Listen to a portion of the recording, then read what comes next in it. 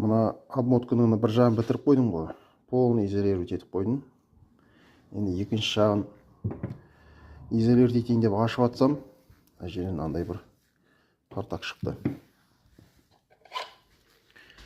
Мынаның әуір жері әуелде күйген. Үзілейін деп қалған ғой.